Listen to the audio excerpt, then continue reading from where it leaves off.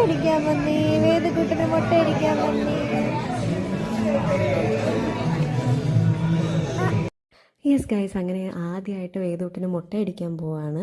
രാവിലെ തന്നെ കുളിച്ചൊരുങ്ങി സുന്ദര കുട്ടപ്പനായിട്ട് വന്ന് നിൽപ്പുണ്ട് ഇവിടെ. പക്ഷേ ഇത് എന്താണ് പറയുന്നത്, ഈ കൊടുങ്കാറ്റിന് മുമ്പുള്ളൊരു ശാന്തതയാണ് നിങ്ങളീ കാണുന്നത്. അങ്ങനെ ഞങ്ങൾ വേദുവിനെയും കൊണ്ട് വെളുപ്പിനൊരു 5 മണിയൊക്കെ കഴിഞ്ഞപ്പോഴേക്കും ഞങ്ങൾ കുമാരകോവിലെത്തി.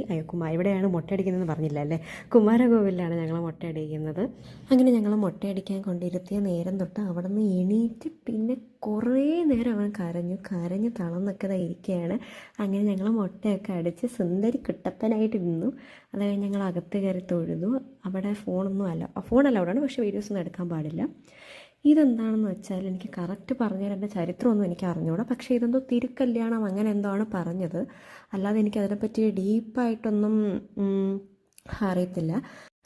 പക്ഷേ ഇതെന്താണെന്ന് വെച്ചാൽ ഇങ്ങനെ ഈ പല്ലക്കിൽ വിഗ്രഹം വെച്ചിട്ട് ഇങ്ങനെ ഒരു കല്യാണത്തിന് കൊണ്ടുപോകാമെന്നാണ് എന്തോ പറഞ്ഞത്. എനിക്കത് കറക്റ്റ് അറിഞ്ഞൂടാ ഗൈസ്, അത് ഞാൻ പറയില്ല അതിനെപ്പറ്റി. പിന്നെ കാവടിയൊക്കെ എടുക്കുന്നുണ്ടായിരുന്നു. അങ്ങനെ ഞങ്ങളത് മുട്ടയൊക്കെ അടിച്ചു അകത്ത് കയറി തൊഴുതു.